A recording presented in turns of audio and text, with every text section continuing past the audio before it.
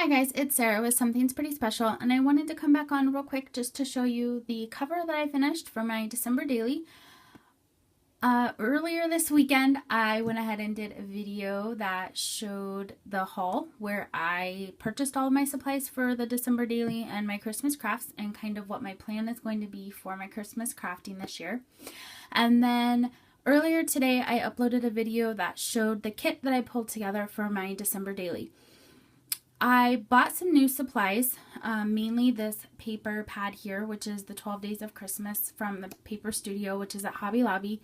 This is the core that I built my kit around, and then I pulled a lot of supplies from my stash. So check out the previous video titled December Daily 2016 Homemade Kit if you want to see my kit and what supplies I am going to be using.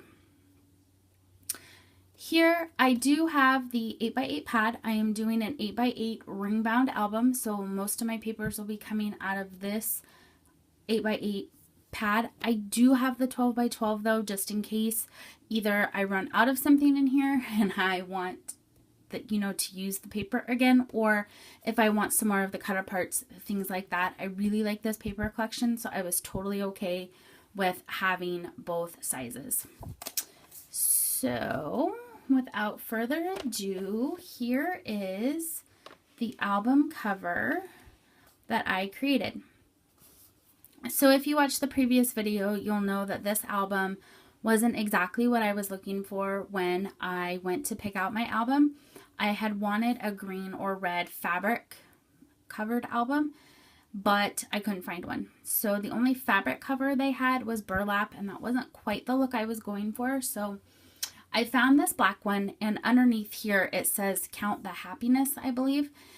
But so when I looked at it, I was like, oh, I don't really like that for the cover, but I knew that it was small enough that I could cover it up with paper. And what I did really like about this album were the gold photo corners and the gold book plate. Plus, the base of this album is black, which ties in really well. There's a lot of black running through this paper pad. The Santa's got a background. There's this black pad. The ornaments are black. This one, the stripe. So black works really fantastic with this paper collection.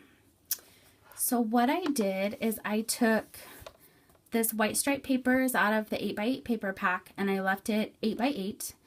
I took, this is also from the 8x8 paper pack, but I trimmed it down to 7 inches square so that I had it roughly about a ½ inch all the way around to show this red stripe, which I really like how these two patterns look together. I inked the edges of both of these with my Tim Holtz Black Soot Distress ink. I just didn't want to see, this is not double-sided paper, and so you could see a little bit of the white edge, and it was really noticeable, especially since this paper, the Santa's, has a black background, and I didn't want to see that. So I inked both of them up, and then I kind of had a little debate. Am I going to decoupage or am I going to just glue the paper down? And I decided I didn't want to decoupage because I didn't want to run the risk of getting it, outside of where I wanted this paper to go. And I wasn't going to decoupage the whole album because I don't think I'm going to put anything on the back. So I just decided to glue this down. And so what I did, I didn't want to use wet glue because the risk of this warping or buckling or smearing, and again, the glue coming out of the edges, I wanted it to be super clean. So what I did is I took my 1-inch score tape, and I just, all the way up to the edges and all through the middle, this basically is covered with score tape. And then, so first I adhered the Santa paper to the stripe paper with the score tape, had that centered. Then I adhered, put more score tape on the stripe, and then adhered the whole thing down. And I really like how it looks. I then, out of the kit, I had pulled this wooden snowflake, and it was natural wood, and I decided I wanted it gold. So I took my gold Recollections embossing powder and my Versamark ink, and I inked up the snowflake and embossed it with the gold, and I really like how it looks. And then I also, for this, it is a Heidi Swapp. Let me grab it. Sorry, I was just grabbing it. It's a Heidi Swapp die. I believe I got it at Joann's, and it says Believe. So what I did is I ran this through my die cutting machine, and I did it 3 times, and I stacked the 3 of those together just to make this a little bit more dimensional. And then I went over it with some red glitter glue. Stickles would work just to kind of give it this red glittery look. And then I simply just hot glued the snowflake down to the paper and then hot glued this on top of the snowflake, and I love how it turned out. And then the finishing touches in my stash, I had this really pretty, it's kind of burlap, but it doesn't really look like burlap. I don't know, I guess it looks more like a twill to me. But I had this ribbon with the red glitter snowflakes, so I ran that right up against, I overlapped it over the red stripe and ran it along the edge of the black, so to finish off the side.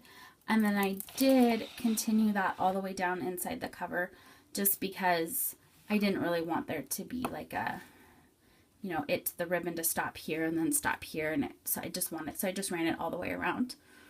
And that's it. So that's my cover for my December daily. I kept it simple.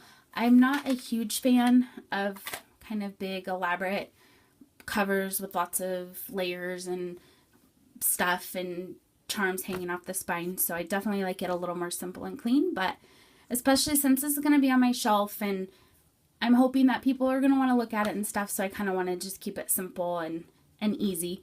So that's my December daily cover. And then I haven't done anything yet as far as, you know, the inside, but as soon as I start putting that together, I will come back and share it with you guys.